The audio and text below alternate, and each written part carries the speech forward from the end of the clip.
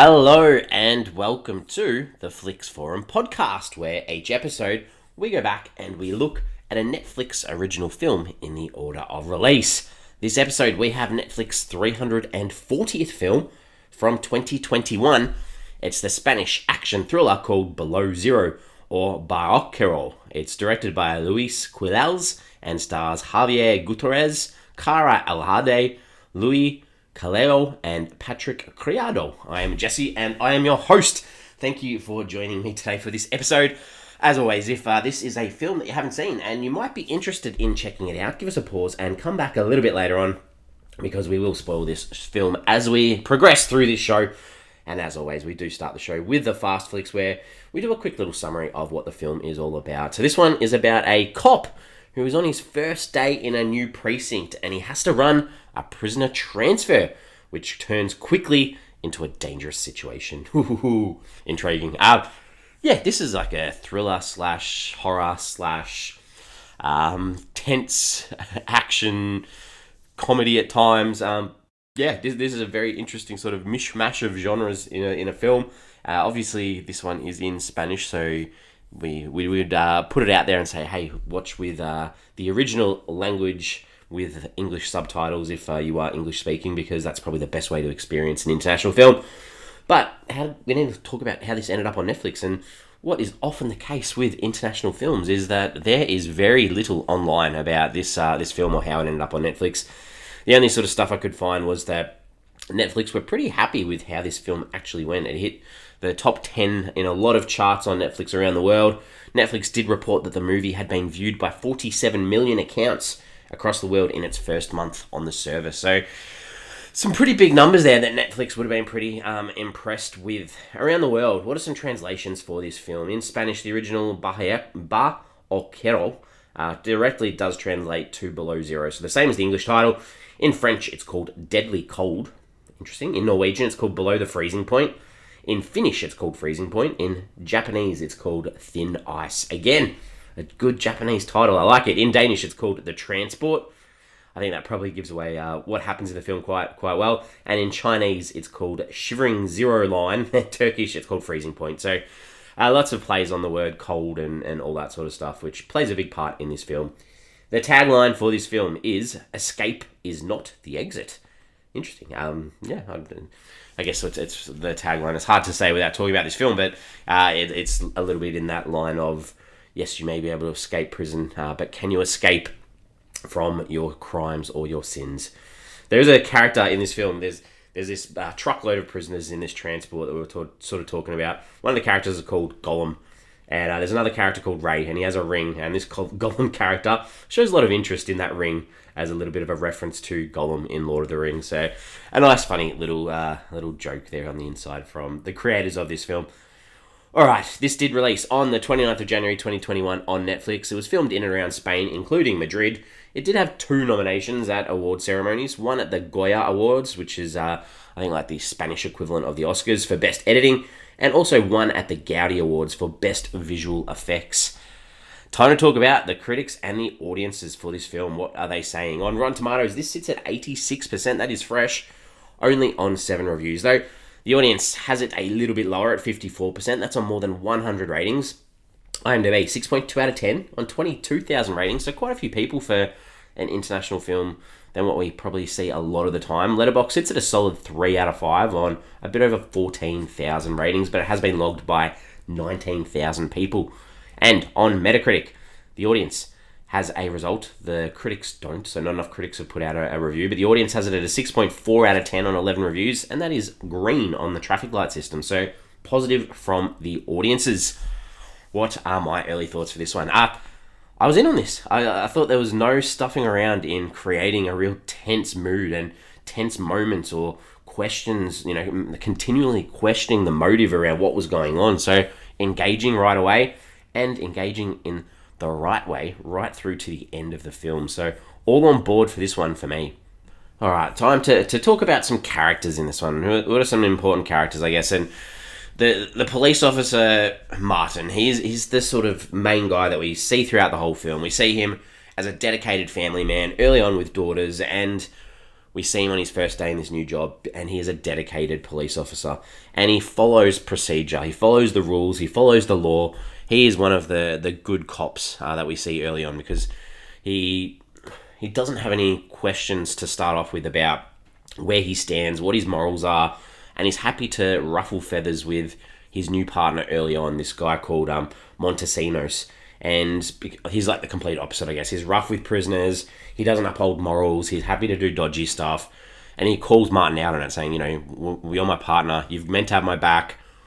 We've heard these rumors about you being a good guy. Come on, you're working with me now, sort of thing. So they set Martin up very early, very well, to show that he doesn't work in the grey. He is literally a cop who wants to do the right thing. And this film is about his progression, I guess, as a character, and him questioning the ethics and morals of his job and society and prisoners and their role and the law and the legal system, which we'll talk about a little bit more. So once Montesinos and Martin get on this truck with all these prisoners, there's a whole bunch of prisoners in there. The main one that they set up straight away from the time they leave prison is this guy called Ramus, and they show him hiding a weapon in his cell, taking that with him, and they want you to expect or to think that he's the one that has caused all this trouble once this truck tries to get taken over by criminals. But it slowly is sort of revealed that, yes, he has committed some crimes, but he's performed at Martin's wedding. And he probably does have a bit of a conscience, and he's kind of sick of people telling him what he can and can't do. And he has these dreams of escaping and opening a bar and starting a new life. So there's a little bit more to Ramus than meets the eye. And it's interesting too, because then we see a few of the other... I'm not going to talk about all these characters on the truck, because it's almost a little bit like a horror film where a few of them don't really have much backstory apart from saying, hey, this is the crime I did, I'm innocent, etc. Or I did the wrong thing, before they're almost killed off. So the only other character that I'll mention from the criminal world is this guy called Nano, because he's the reason why and I've said spoilers already, so if you haven't seen the film, I'm sorry I'm spoiling, but Nano, he's the reason why the truck is attacked. He claims his innocence, but he is very fearful of the guy outside the truck who is attacking and trying to get him out of there. So an interesting little play there, especially when they're trapped inside this truck together and no way of escaping. The other character that I'll talk about, and this is again a spoiler, but this is the guy on the outside trying to get Nano out. His name's Miguel Garcia. He's an ex-cop who feels like he's been let down by the legal system, been let down by the law because of horrific crimes that happened to his daughter. And this guy, Garcia, he crosses the legal line when he goes on this almost, it's not a vigilante campaign, but a campaign for justice to seek answers for his daughter as well. The director, Lluis Quilez, 8 directing credits, a lot of shorts, some films, some mini-series, all in Spanish. I'm interested to see what else this guy does, because this film looked and felt pretty good. The scenes. Let's talk about some scenes. There's nothing in this film that I didn't want to... there's nothing in this film that I wanted to highlight that didn't work. So these are all things that I liked in this film. So the opening scene, looking back on it in particular, this is an opening scene where...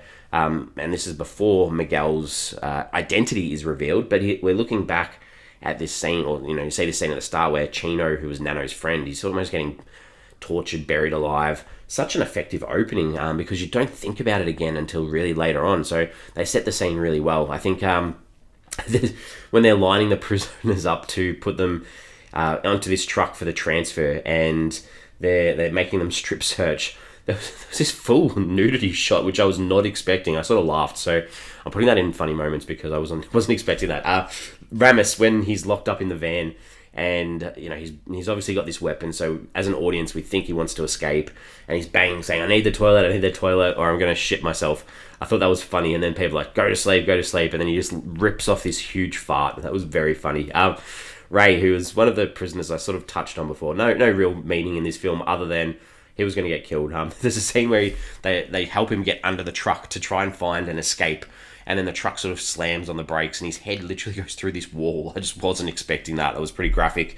Miguel, he leaves the truck in the middle of this frozen lake and then shoots holes around the tire so it sinks. I was just like, wow, I was not expecting that. And obviously that's a pretty big scene to sort of film, and I thought that was quite well done. The final showdown, I've got to mention this, and we'll probably talk about this a little bit more as well, but that final showdown where Martin stops Miguel from killing Nano, because, Martin's all about, nope, let him do the time, let justice prevail. And then Nano makes this smart-ass comment proving that he did kill Miguel's daughter. And Martin is like, nah, you need the answers of where she is. So he shoots him in the foot and then blows his arm off. That's that final conclusion and turn of Martin, who we've seen the whole time pretty much chugging along, respecting the law, respecting his job. And then he decides, nah, this is not fair. I really thought that was a good little way to end the film. The themes in this film, I feel like, obviously, and I've touched on all of these as I've been talking anyway, but those ideas of morals and ethics and these versus survival too. If you're a police officer trapped inside a truck with a whole bunch of prisoners, what can you do? Who can you trust? You want to do what's right, but sometimes that is hard. And that ties into with the law. Like we see, it obviously lets people down. Police can be corrupt. Police can do the wrong thing.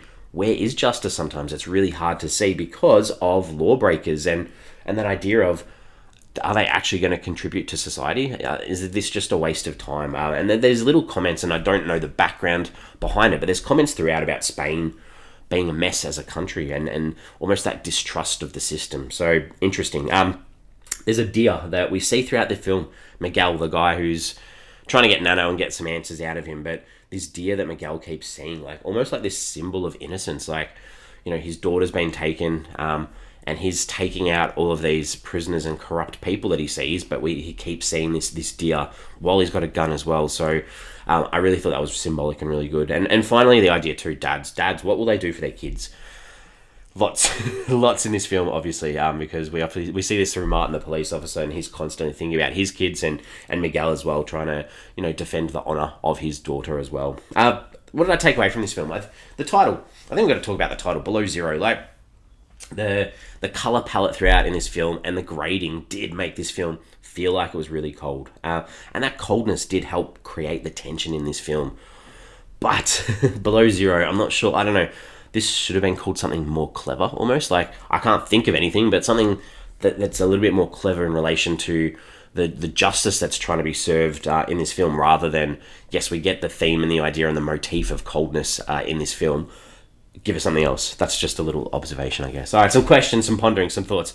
Got a couple of things that, and you've got to have a little bit of disbelief to let this film work in your head, because realistically, yes, this happens in the real world, but there's so many unplausible things that happen in this film. But for me, I guess the first thing is, maybe it's a little bit problematic, but there's no real female characters in this film.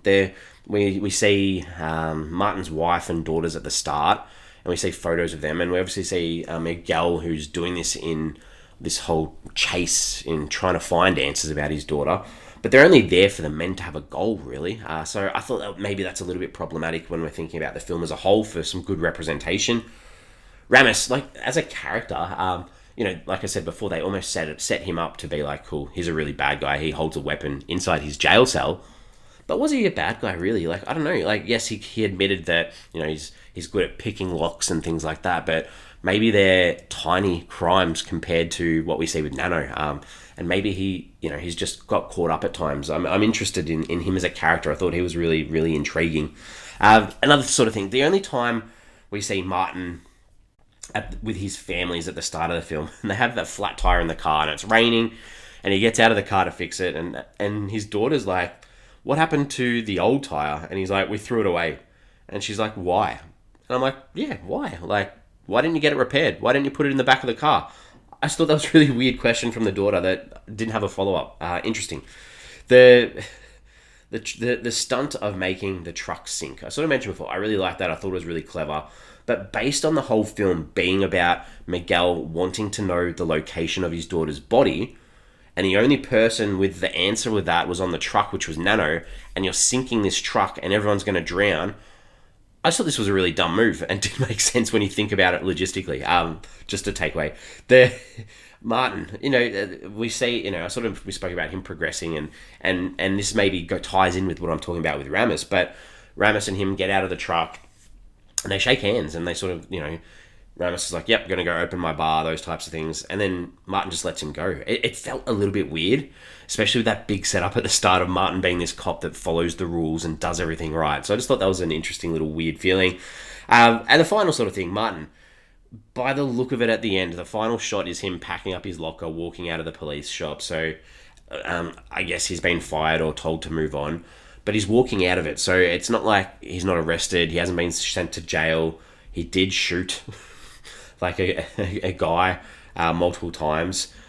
This nano guy, and like he shot his arm off pretty much. Like, did this nano guy survive? Did he actually end up doing the time for the crimes that he committed? And then Miguel as well, this guy who was chasing Nano the whole time. Like, did he get done for the murders of the cops and for the other prisoners and for Nano's mate? Like, there's so many open-ended questions at the end of the film, which was quite interesting. But anyway, they're just pondering. So I'm ready to wrap this up.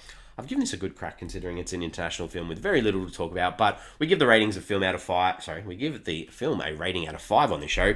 For me, this has had me going at least right up to the final surprise. I was wanting Martin to do what he did. I really wanted him to shoot this guy. Even though I didn't want him to have to face consequences, and maybe that ending does work for me because he's lost his job, but he's a free man. It's a good film. I think if you're able to fully get on board with who the main character is, and probably for me the main character is Martin, and trying to see him understanding his role in the police force and in society, I think what he needs to do too. It's an enjoyable sort of film, and even if you sort of once you find out about Miguel and you're on board with him too, it works. So for me, 3.5 out of 5. Solid rating for me. We're on socials. We have Facebook, we have Instagram, we have X, formerly known as Twitter. The question that I wanted to put out there obviously just ties back into this: was justice served at the end of the film? Was there real justice that I don't know, and this is hard because the questions are unanswered. Like Miguel, he wanted to know where his daughter's body was, but he's probably getting arrested as right at the end of the film, so doesn't actually go and get to see his daughter's body. And so maybe that justice isn't served, and Nano wasn't actually killed, so did he survive? Did you need to see him die to see justice served? I'm not sure. Maybe that idea of you can't fully have the justice you want is the correct answer. I've ranted a lot. I'm ready to wrap this. Next week, we are back again. We are back with another international film next week. This time, we're sort of crossing across to Italy for a 2021 drama called The Last Paradise, or L'Ultimo Paradiso. And this one's directed by Rocco Riccadulli and stars Riccardo Scamacchio, Gaia Bermani Amaral, and Valentina Cervi. Drama, Italian. I'm on board. Hope you are too. If you've seen it, join me. If not, watch the film, and I'll see you next week.